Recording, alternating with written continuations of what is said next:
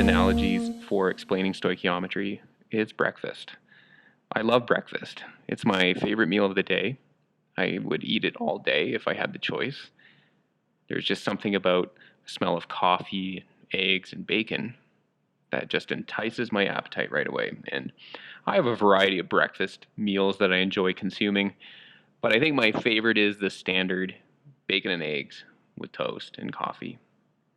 And I've drawn out here the proportions of each that I enjoy with my breakfast. I like to have 1 mug of coffee, 2 eggs, sometimes 3 for good measure, but usually it's just 2. I like to have 3 strips of bacon and 2 pieces of toast. And this all makes, in my opinion, one breakfast. This is just one breakfast. 1 coffee, 2 eggs, 3 bacon, 2 toast. Gives me one breakfast. Pretty standard one. Well, what I've drawn for you right here is a recipe for one breakfast. And this recipe involves certain proportions. And like breakfast, or cooking for that matter, stoichiometry in chemistry involves using up chemicals in certain proportions so that it fits a recipe to make a certain amount of product. So in my one breakfast, I have these different food items in these particular quantities. Now, let's say one day I decide to have 2 of these. Maybe I decide to have the same meal for lunch. So in fact, I'm making a second breakfast. So let's say one day I want to make 2 of these meals, to have 2 breakfast meals. Well, how many pieces of toast would I need to have? Well, if 2 toast is part of making one breakfast, to make 2 breakfasts, I would need to have 4 pieces of toast. I would need to have 6 pieces of bacon. I would need to have 4 eggs. And I would need to have 2 cups of coffee. And there you have it. That's what I would need to make 2 breakfasts. And let's say I keep going. Let's say I want to scale up. Let's say I'm going to feed my whole family. Let's say I've got 10 people in my family. So I want to make 10 breakfasts. 10 meals for breakfast. Well, how many slices of toast would I need? Well, I would need, for every 1 breakfast, I can't spell toast. For every 1 breakfast, I need 2 pieces of toast. So if I'm going to make 10 breakfasts, I need to have 20 toasts. And I would need to have 30 pieces of bacon. And I would need to have 20 eggs. And I would need to have 10 cups of coffee. Now, I'm just not just coming up with these numbers willy-nilly. I'm actually scaling up my one breakfast line to fit the 10. I'm actually multiplying every quantity in here by 10. But what this actually represents here is something closer to what we call in chemistry a balanced chemical equation. In chemistry, we have this type of recipe here in the form of a balanced chemical equation, where these numbers represent coefficients that tell us how the number of molecules of that particular chemical that are required to run the reaction, or that we can expect to produce in that particular reaction. Even when you look at these numbers, they all can get reduced to this particular ratio of numbers. So we can say here we've got, when we make this breakfast, for every 1 coffee I need 2 eggs, I need 3 bacon, I need 2 toast, and they make me 1 breakfast. And this is the same thinking we do with stoichiometry in chemistry, but obviously we're not dealing with food items, we're dealing with chemicals. So we could have a look here at one particular reaction. Not as fun to eat. Silver nitrate. If somebody offers you some silver nitrate, say no. And then we got some sodium chromate. And this gives us silver chromate and sodium nitrate. Now to balance this equation, I would need to put a 2 here and a 2 here.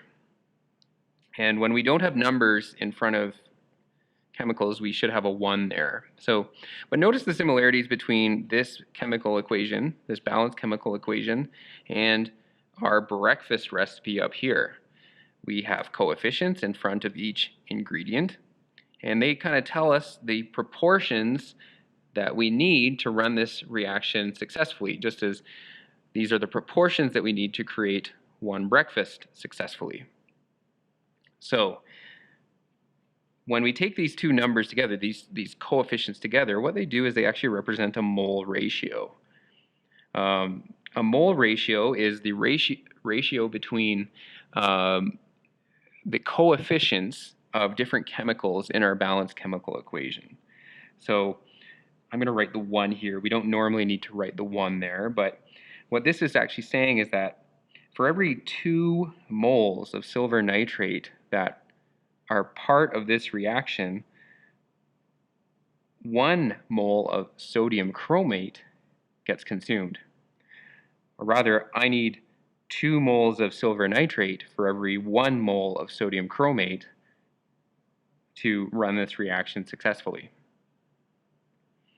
So we write this mole ratio as, I could say 1 sodium chromate to 2 silver nitrates. This is called a mole ratio.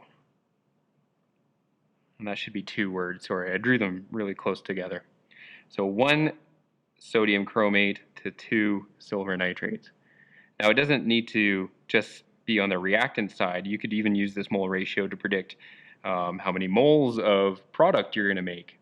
I could ask you, like, what's the mole ratio? What's the mole ratio between silver nitrate and sodium nitrate? What's the mole ratio between silver nitrate and sodium nitrate? Well, I'm just looking at the coefficients. This says for every 2 moles of silver nitrate that I consume in the reaction, I produce 2 moles of sodium nitrate in the reaction. So the mole ratio here would be 2 silver nitrates to 2 sodium nitrates. And this could actually just get reduced. Actually, I shouldn't draw it like that. This could actually just get reduced. We could boil it down to 1 silver nitrate to 1 sodium nitrate. It's a 1-to-1 ratio. All right? So that's what we call a mole ratio. It's telling us the ratio between the coefficients in a balanced chemical equation. And we eventually use these to be able to predict the amount of product in a reaction or the amount of reactants we need to successfully run a reaction. And it's literally the same thinking that we do when we look at a recipe.